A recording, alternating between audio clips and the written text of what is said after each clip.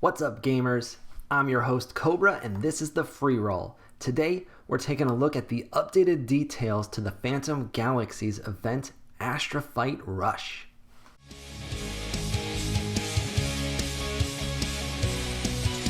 For those of you who don't know, the Astrafite Rush event is the first opportunity for Phantom Galaxies players to earn the Astrafite token itself. Now, this was announced a long time ago, in fact, back in May, a little bit before the public planet sale opened up. They published the details for this event. It was originally supposed to take place towards the end of June, about a month after the planet sale itself, but was subsequently delayed for many months. The delays are not really a surprise or an issue because that's totally normal in this space, as I have told you many times.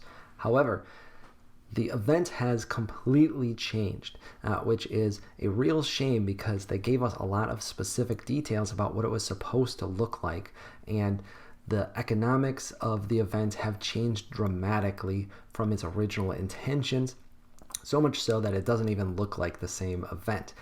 So today we're going to go through what those changes are. I'm going to highlight a bunch of significant issues that I have found with the new format, and hopefully the team is going to see this video and take some of this feedback.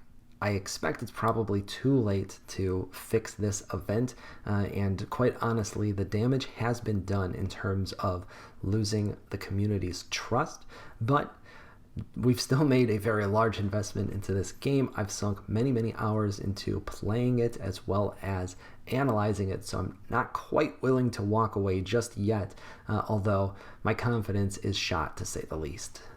Now, because it has been many months since the event was originally published, the details have probably been lost. So let's quickly review what the event was supposed to look like before we jump into what it looks like today. There are two groups of players for the event, and this part is still true. There are non-holders and there are holders of planet NFTs. Originally, the non-planet holders were going to be able to participate in the event and complete their own personal goals as well as contribute towards the community goals. Doing so was going to allow them to earn a very small amount of tokens as well as be entered into a raffle to earn some more.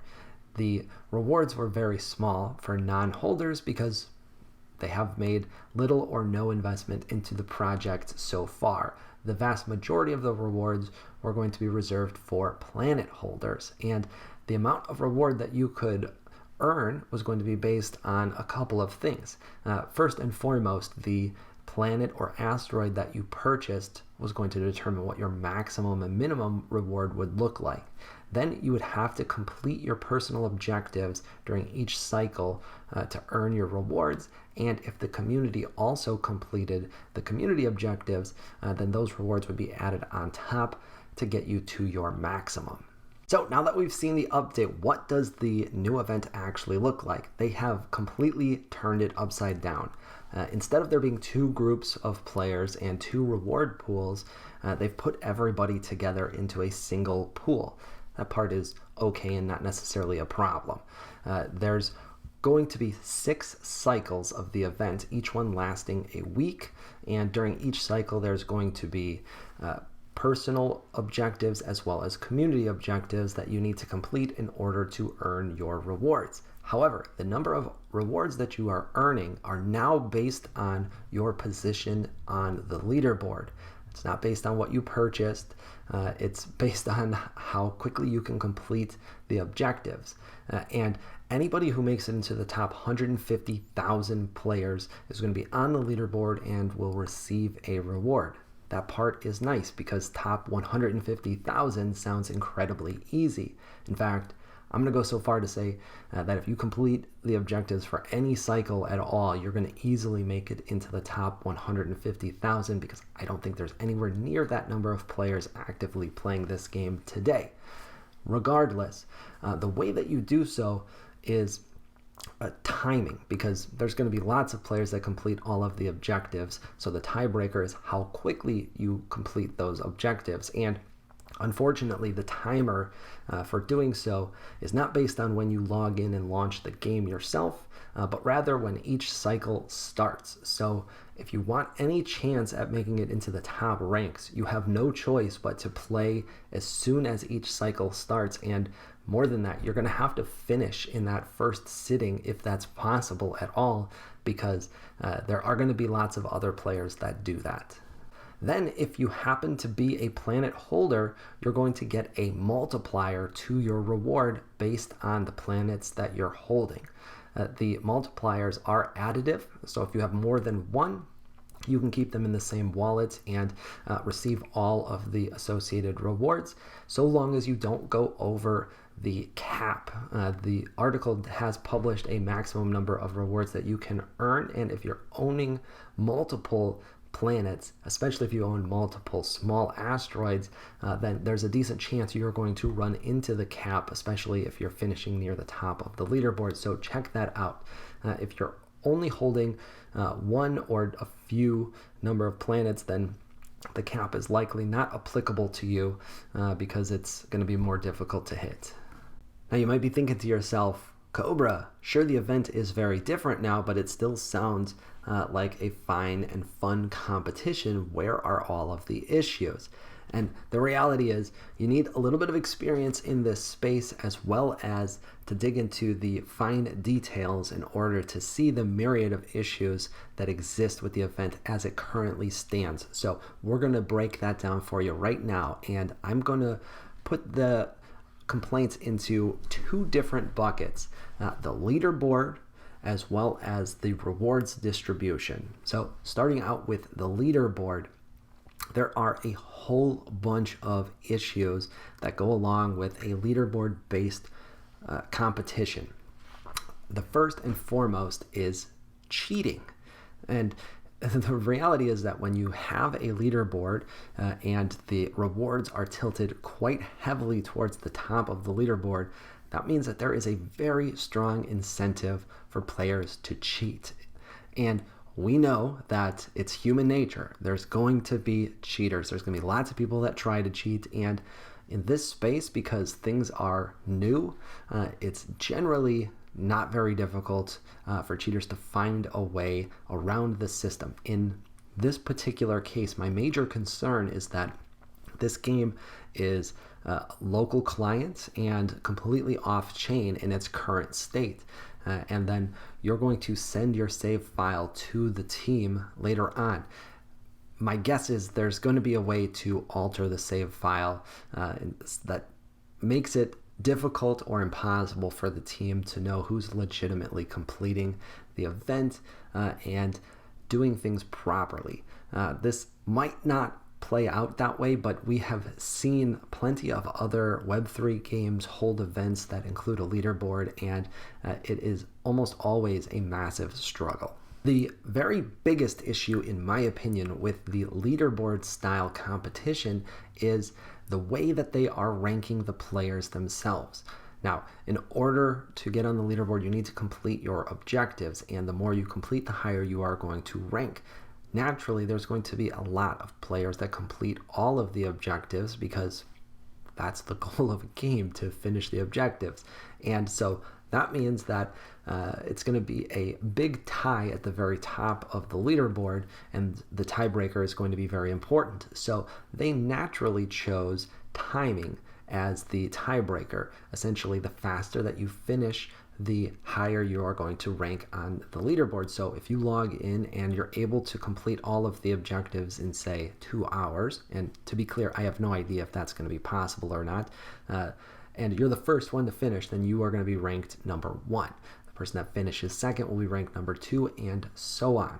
Now, a race in and of itself is not necessarily a problem. The real problem is that they are starting the clock for everybody the second that each cycle launches. This means that if you want to be competitive, you have to jump in and play as soon as possible.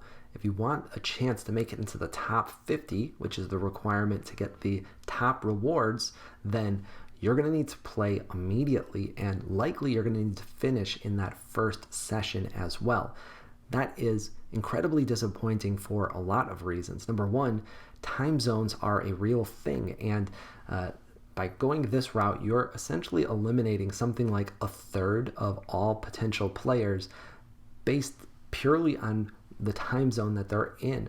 If you factor in that people also have work or school, it's likely that you're eliminating more than half of the potential players from being able to rank near the top, because the event is going to launch at a time when they're not able to play. They're either asleep or they're in school or at work, and that is a real shame.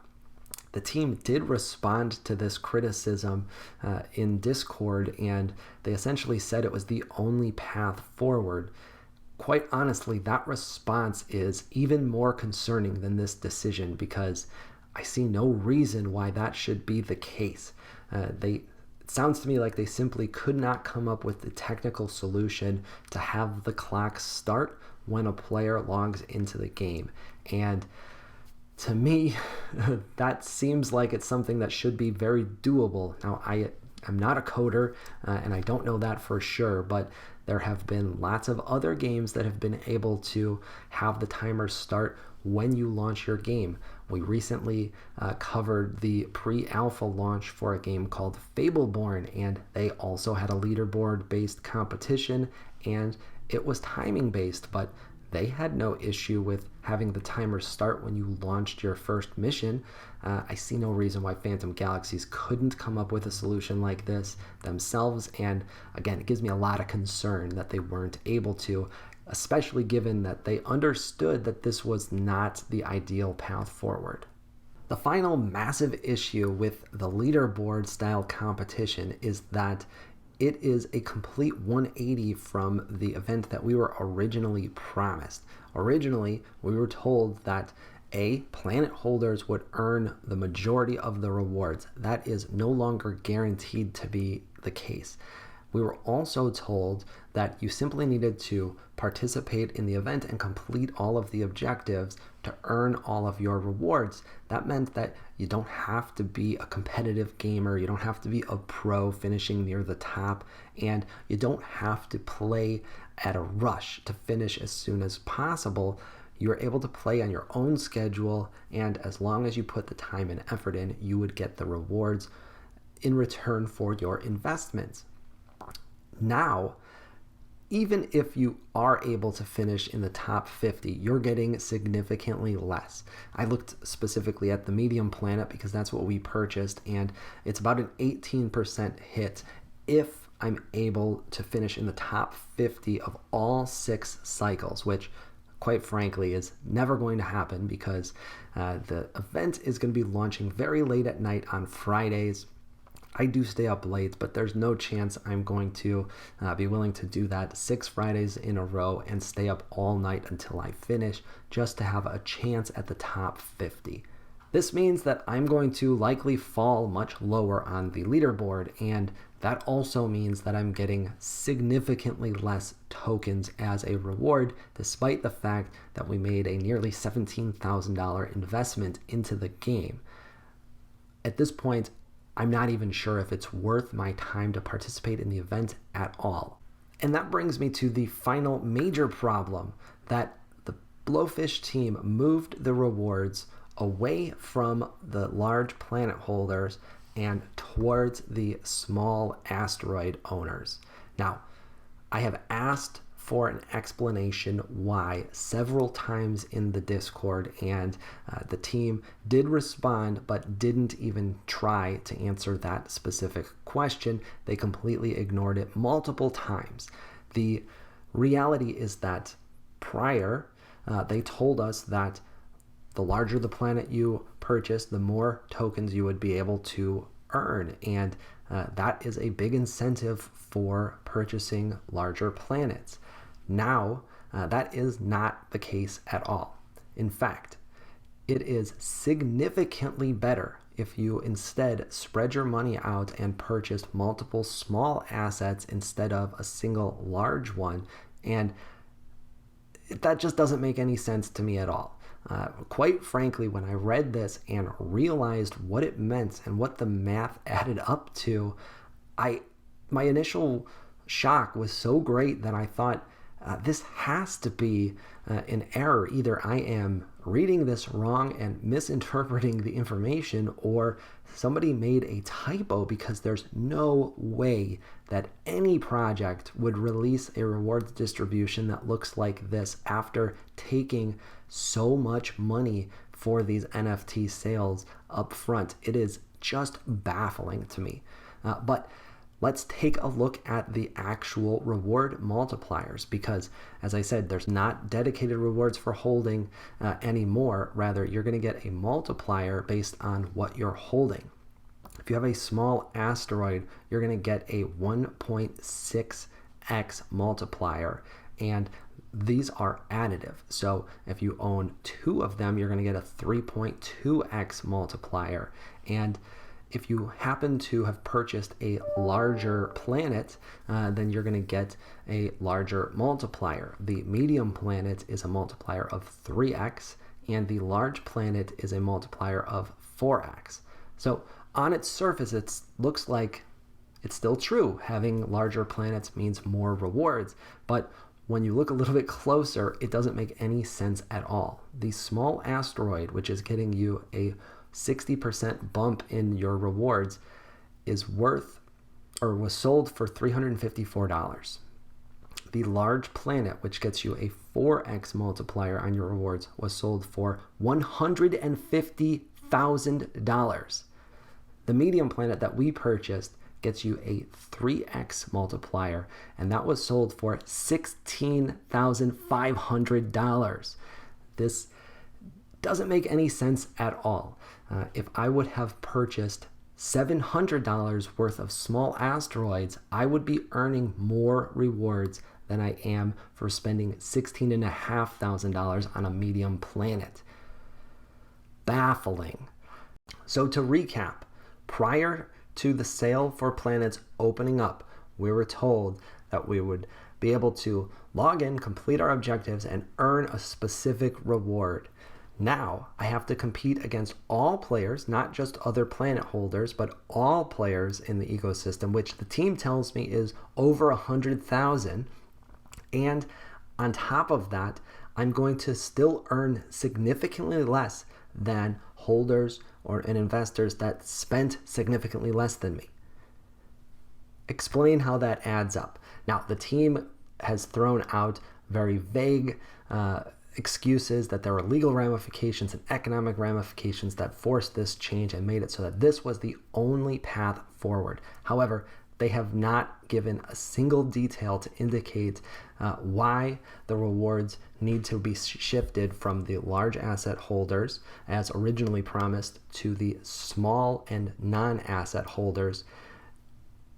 It just doesn't make any sense. Somebody else threw out in the Discord the theory that the reason why they're doing this is because the asteroids have had very little demand to date. And quite frankly, this appears to be the case. The reality is that the team has on their roadmap another asteroid sale coming up in Q1 of 2023. And those are the assets that they were unable to sell in the original planet sale. However, you need to do something to correct that, and the market is not going to improve enough on its own to create magical new demand for these small asteroids that nobody wants. So what they've done here is they've given bigger, much bigger rewards than originally promised to those holders, so that there's some hype generated around those actual asteroids. What is going to happen is that people are going to realize that the value point for the small asteroids is significantly better than for the large planets, and they're going to purchase those asteroids in order to earn more rewards in this event. That's going to raise the floor price of the asteroids themselves, and that's going to make them look much more attractive when the sale comes around. It's also going to send the message to buyers that you want to hold on to small asteroids, because that is where the rewards are being funneled, not to the top assets, but to the smaller assets. So the reality is it's probably going to work. If this event isn't done so poorly that it kills the project entirely, which I don't think is going to be the case, then people are going to see much improved value for those asteroids, and they're going to sell much better the next time around. However, they're solving this problem 100% at the expense of the investors and collectors and players that made the largest purchases on their initial sale, and that is both shocking and disappointing. Now, I have done a lot of complaining so far, and to be frank, that's all that this update really deserves. However, there is a little bit of good news in there for some folks. If you happen to be one of the lucky holders of a small asteroid, then congratulations. This has worked out greatly in your favor, and in my opinion, you should participate in the event and earn as many tokens as you can. If you're a good player and you're able to finish near the top of the leaderboard, you should have no trouble earning enough tokens to recoup your entire cost for the small asteroid. Even better if you are holding multiple small asteroids, because it's additive, and those bonuses can stack pretty quickly with just a single account playing the event, and that is quite nice. If you purchased anything else like a large planet, medium planet, or small planet, well then, I guess tough luck. You can still participate in the event and earn some tokens, but it's going to be nothing like what you were promised. And for me personally, I have lost all motivation to participate in this event. My original plan was to cover it extensively on the channel because I thought it was going to be a lot of fun and excitement, but now it's just going to be a bundle of frustration, and I don't even really want to think about it. Perhaps somebody else in my ownership group will want to take over that responsibility and play to earn some tokens, but given everything that's transpired, I highly doubt that's the case. So, should we all race over to OpenSea and list our Phantom Galaxy NFTs? Well, maybe. If you're that frustrated, then go ahead. And if you've got a small planet, then probably you're going to be able to get a decent amount back for that today. But if you're holding a medium or large planet, well, then you're pretty much stuck. Those NFTs are about as illiquid as they come, and now that they have shit all over the rewards for those NFTs, I see no reason why anybody would pay anywhere near the price that they were sold for. So getting rid of it is going to require taking something like a 50% haircut, which I don't advise. Despite all of the issues here, there's no reason not to expect that this project is going to progress to a actual game launch, and hopefully there will be some good news along the way that can help get the value of these assets back to where they were at when they were sold during the public sale. If for any of the other NFTs, again, that is entirely up to you. The value is way down today. That is in large part due to the market, though the sour news that this event has brought is likely going to make that worse. So it's not going to be easy to get much for those NFTs either. However, some of them were sold, some of them were free, so depending on what you're holding, it may still make sense, and you can potentially still squeeze out a little bit of profit on the free NFTs. So go ahead and list those if you like. However, I still think you're probably going to get a better return on your money if you wait for more of the utility for those NFTs to get turned on. Eventually, the Origin series is going to be redeemable for some in-game NFTs, and I expect those to be worth more. So personally, I'm just going to sit on what I have and likely just try to forget that this project exists and revisit it in a few months and see if there's an exit that we could reasonably take. Now, one more note, because I can already see the comments. Cobra, this is a speculative investment, and you went into it knowing full well that you could lose money. And to be clear, yes, today I have lost significant value in the investment that I made into Phantom Galaxies, and yes, I'm upset about it. However, that's really not what this video is about. I have had many projects go south and lose me money. It's not the first time, and it certainly won't be the last time. You are correct that that is a totally normal and in fact should be expected outcome for many of these investments, and that is the case for Phantom Galaxies as well. However, you don't see me posting angry videos upset about projects that simply went south from a value perspective. If the team did what they said they were going to do and it simply didn't work out the way that I expected it might, that's okay. That's exactly what failure in this space is supposed to look like. We learn something and we move on and hopefully do better on the next one. This is not what happened with Phantom Galaxies. They've made a strategic decision for reasons they have been unwilling to share with the community and have significantly harmed their largest investors in a way that is totally baffling to me. And that wraps up today's edition of the Freeroll. Today's discussion about Phantom Galaxies' Astrafite Rush event was pretty sour news and not the most fun video to make. We normally like to keep things light and positive here, and you should consider giving me a follow on Twitter. That's where I love to engage with the web3 gaming community and answer all of your questions. Also, do me a favor and double check that you've hit that subscribe button below. It really helps to support the channel.